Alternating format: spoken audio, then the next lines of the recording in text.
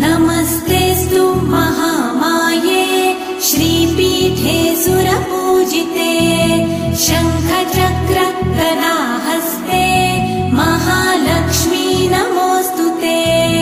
नमस्ते गरुडारूढे कोलासुरभयङ्करी सर्वपाप हरे देवी महालक्ष्मी नमोऽस्तुते।